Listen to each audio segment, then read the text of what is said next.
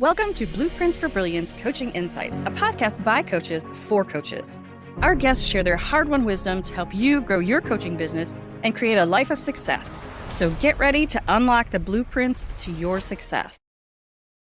Hi, and welcome everyone to our latest episode. I'm thrilled that you're here, and I'm also thrilled to have Maeve Ferguson from Maeve Ferguson Coaching, all the way from Northern Ireland. She is a business coach consultant. So welcome to the show, Maeve. I'm excited to hear more about what you do. Hey, Jeanne, thank you so much for having me on. I am really looking forward to jumping into this conversation. Excellent. So let's talk about your journey. How did you end up becoming a business coach? They don't always teach that in school. Yes, absolutely. And I think all of us actually have some kind of story to how on earth we ended up doing what we do. And I've had an interesting route, I guess, to becoming kind of the person who builds thought leadership diagnostics, builds quiz funnels for some of the biggest names in the industry. And it all is kind of, I feel like I've lived a few different chapters of my life. So a number of years ago, I used to be an amateur steeplechase jockey. I live in my own horse farm here in Ireland, and I did a whole chapter, did my undergraduate degree, traveled the world riding horses, basically. So that was a fun chapter that ended in me smashing up my neck and paralyzing one of my eyes and a whole lot of drama and health issues. And then I decided to go and get a real job. So I did my master's degree, and then I moved in to work for Big Four Consulting, worked for Ernst & Young for many years in London, qualified as an accountant, and did that whole kind of city life thing whilst flying forward and back every weekend to Northern Ireland to ride horses and all of that. So I did that whole chapter in financial services, then moved into the private equity industry.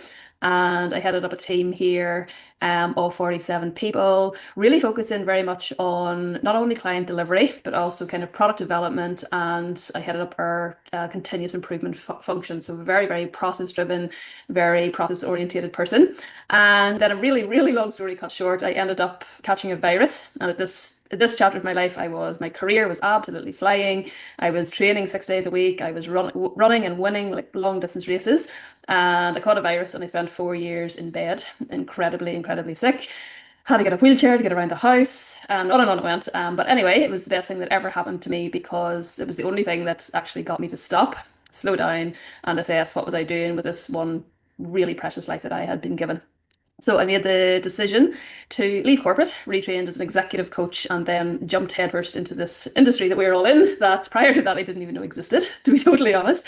And it was like many years ago now, and I ran my own coaching business then for about 6 years, and very quickly realized that I was super good at the tech, automations, infrastructure, systems, which most coaches actually hate. And invariably then one thing led to another. We got into the quiz funnel world, which is the fastest way to bring qualified leads into your coaching business.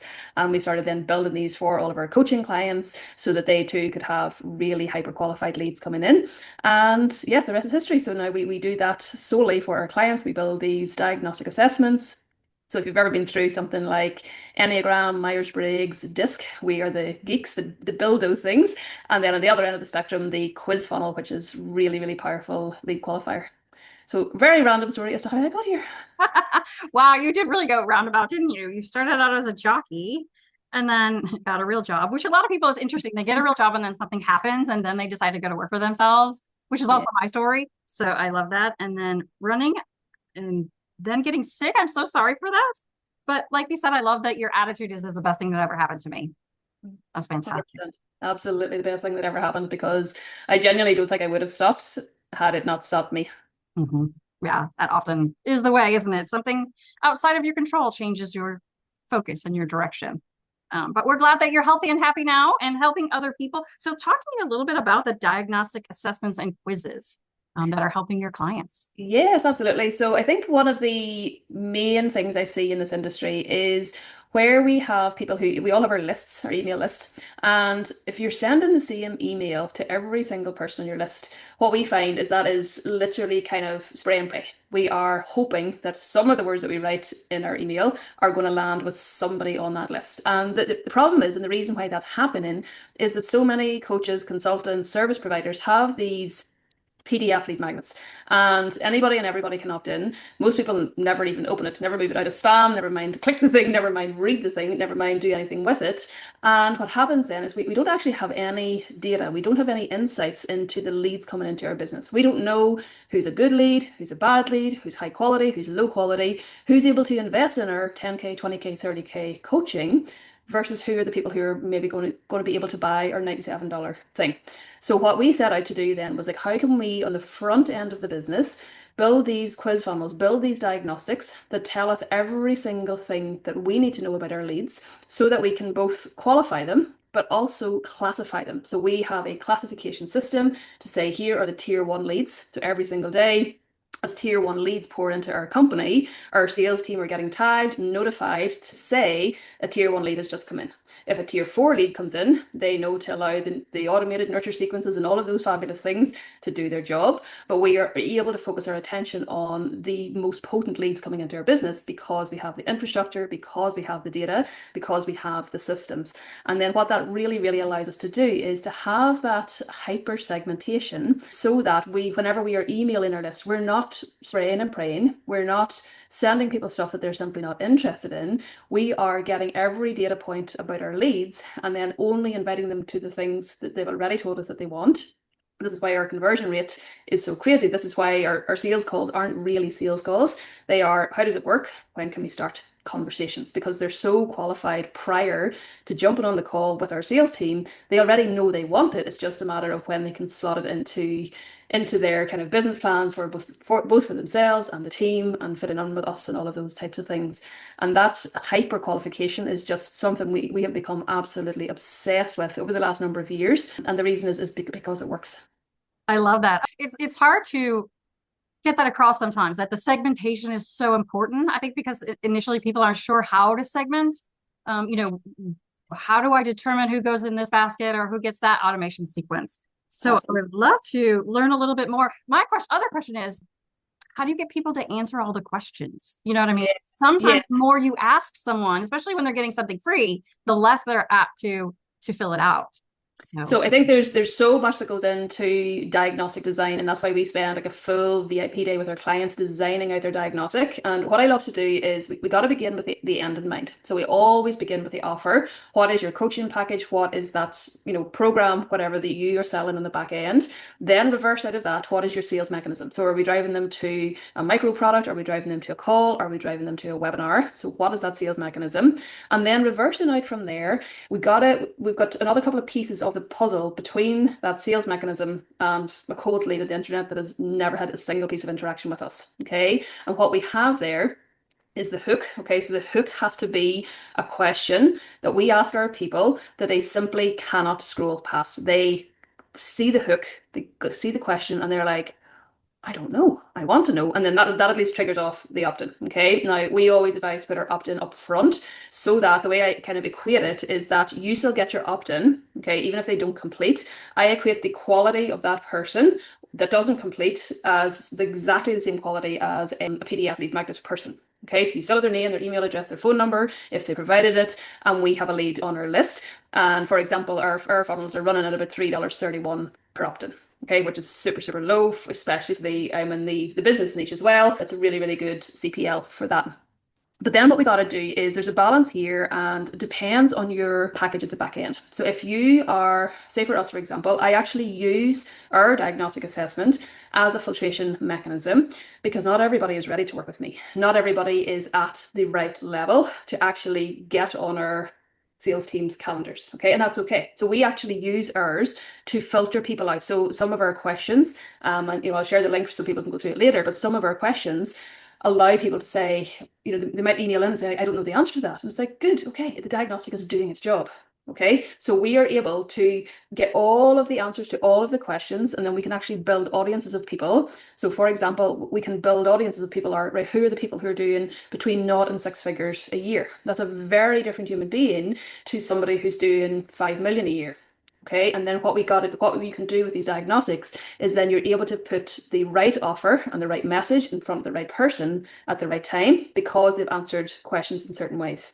And then so when people aren't completing, we call them like a non-complete, is like the lingo that we use.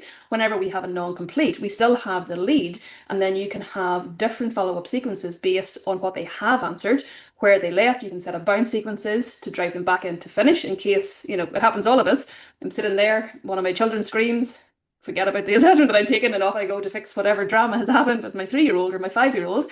And then you come back and the assessment is ancient history in your mind. But then you have these bound sequences to drive people who are legitimately interested, drive them back in. And for those who aren't, then you can siphon them off down a non-complete nurture sequence to pop them in to appropriate email nurtures based on what they have told you so far. Oh, you're so speaking my language. I am with you. I am the automation and the tech and the back end. And let's start from the end. Yeah. Because a lot of people don't get that. They don't understand. They just think, oh, I can create one thing and it's for everybody. And it's never one thing for everybody. So I'm curious if you don't mind sharing. You mentioned that you've segmented people, 0 to 6 figures, and then let's say, 6 to 7, and then 7 multiple. What other types of segmentation do you do? Yeah, so that's a perfect example of, that's one of the things we put in place to identify our tier 1 leads. Okay, so they're over X amount of revenue, their email list size is, Y, and we know all of these different parameters that we know from our audience. This is a tier 1 lead. But that's fine if you're in an ROI niche, so it's a business niche, you're making people money. What questions do you ask if you have a non-ROI niche, if you're helping somebody with something that isn't actually tangible? So a couple of really good questions there to identify your tier 1 leads would be how long they've been struggling with the problem. Okay, so if somebody woke up with this problem this morning, highly unlikely that they're going to invest in a coach today to solve that problem. Okay, so we're trying to identify the people who've been struggling with it for a long time. Another really good question is how much have they already invested in solving said problem? Okay, so if you think about your VAs and that amazing service that you provide for people, how many hours are you spending every single week doing repetitive tasks over and over again? For you, they're saying over 15 hours. Well, having an amazing VA who is pre-trained for them to do said tasks, it's going to be highly valuable to them.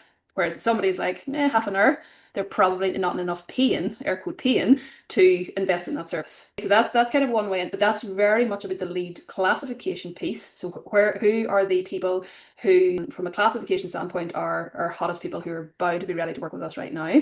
But that's all about us. And our lead doesn't see any of that on their side. They don't know that we have this on the back end. But for them, we got to give them value. And the problem with PDF lead magnets is that ordinarily they are so bad to be true. It's like some of them are absolutely dire.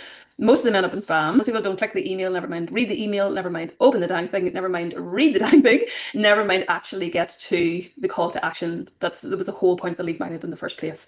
And the difference here is for these quiz funnels or diagnostic assessments, the value that we share with our lead is exponentially higher than what they get in a PDF lead magnet. And the reason for that is every word of copy that they read, every single thing that they see, as well as the invitation that they get, is personalized to them based on the answers that they give us. So you're actually getting, but like, hey Maeve, your sales score is X. And it's literally, so it's, it uses your first name, it pulls through all of the answers that you gave, and it's so personalized. Like our assessment, for example, has a 72-page follow-up report where we give so much value, but the value given is personalized to the results that person got.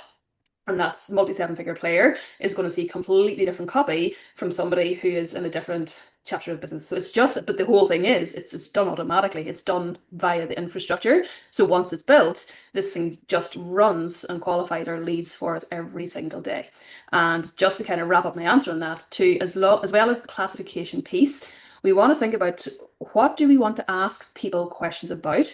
And the best thing to do there is to think about your framework. Most of us have a framework, a process, a methodology, whatever label we want to put on it. We have a system that we bring people through to get them from A to B to get said result. And when you think about that framework, there are pillars or sections or whatever we want to call them. And then within each of those pillars, there are kind of subsections that we can ask questions around. So that's where the questions come from. And then when those questions are crafted in a really curious way, and they're written in a way that your user feels is like, oh my goodness, she actually gets it. That's what keeps them going through, right through to completion.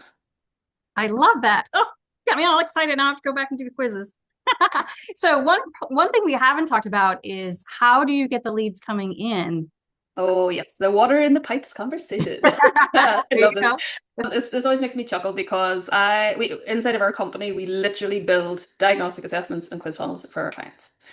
And I am the first person in the world to say funnels are completely pointless if there's no water in the pipes.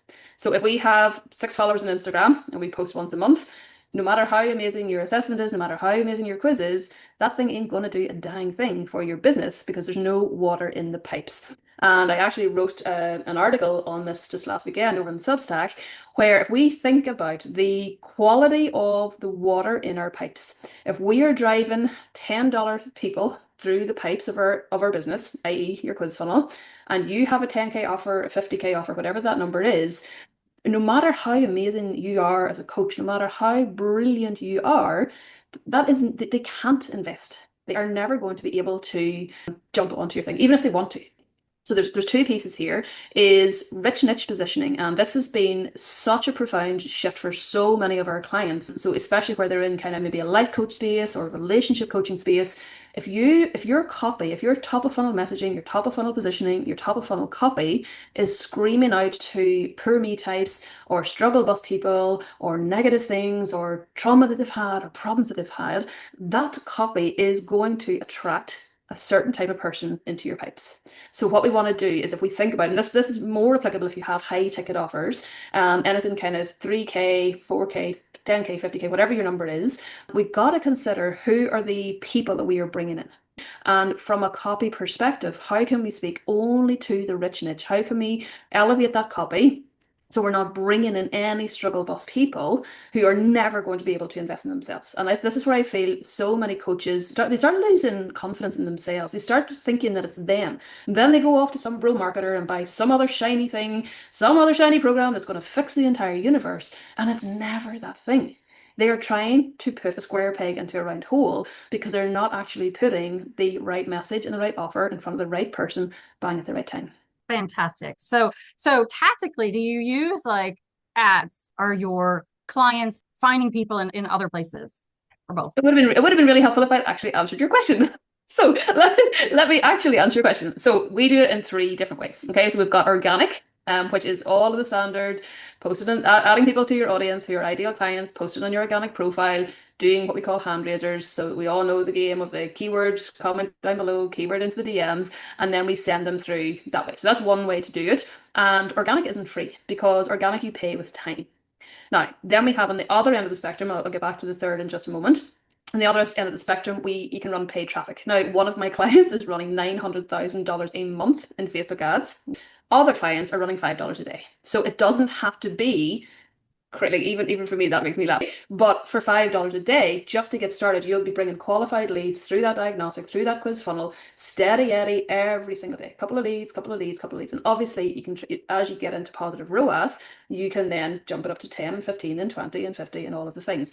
But we have to make a move. We can't just post something on the internet and think people are going to find it. It just doesn't work like that. Even starting with $5 a day is going to start to bring hyper qualified leads into your business, and that's the paid traffic play, right up to $900,000 a month. And I'm sure there's people who are spending even more. So that's a paid traffic play. And then my favorite is what we are actually doing right now, and it's what I call scalable organic. So yes, you are still, and I discovered this one when I had my first baby, and I discovered very quickly that newborn babies in sales conversations and newborn babies in anything don't go very well hand in hand. So I was just like, right, I have 1 hour of silence. I can either post once on Facebook, for example, and see what happens, or I can use that single hour to get myself and what I do in front of an audience of maybe 1,000 downloads, maybe 10,000 downloads, or some of the other bigger shows that I've been on, maybe hundreds of thousands of downloads for that particular episode.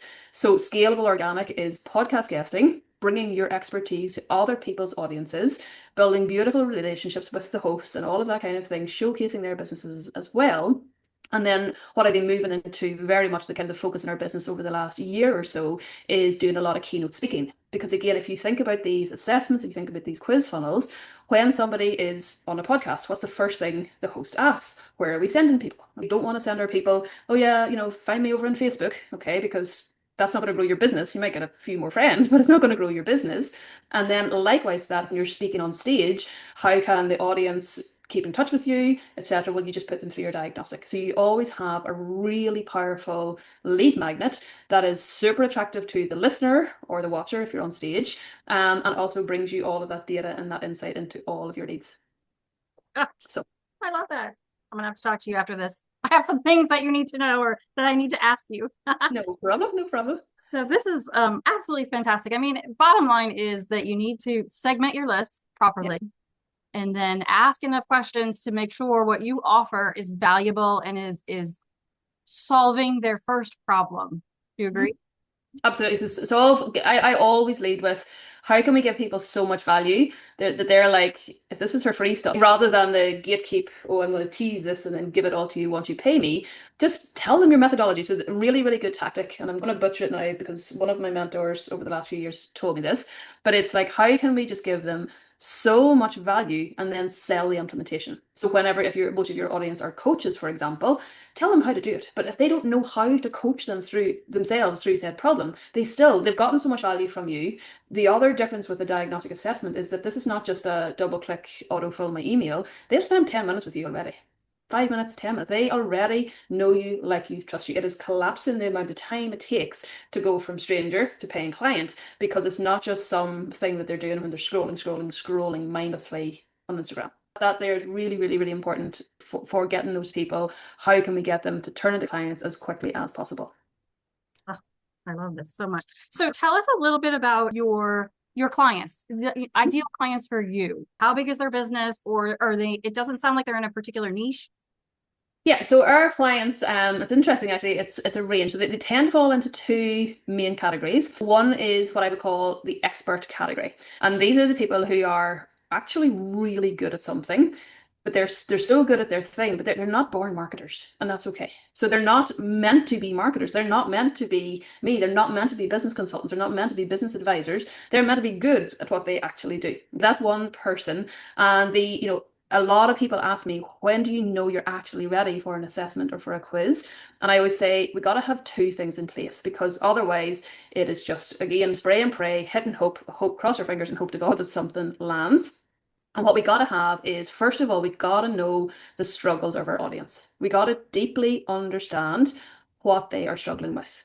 And then the next thing we have to have, because in between those two things, we can join all of the dots, but we have to have an offer that people have shown us that they want to buy. So we can't wake up in the morning and say, I'm going to create this amazing thing. I've never sold a single one of these, but a quiz funnel is going to fix it. That's not going to fix a single thing. Okay, so we got to get what I call POC. We got to get our proof of concept. Has even a single human being paid us for said solution? Once we got a proof of concept, then we're into a whole different ballgame. And that is kind of that's the whole piece around how do they know when they are ready. In terms of our client base, so that's kind of the expert gang. Then we have a gang that I would describe as the prescriptive nonfiction authors, and they want their book to live beyond their book. Now, quite often these prescriptive nonfiction authors are also coaches, they're also consultants, they're also advisors, but they have basically put their body of work into a book, but they don't actually have any infrastructure wrapped around it. So they might be selling copies of their book, but that is not actually translating into business. So what I do is I build their assessments that go inside of their books,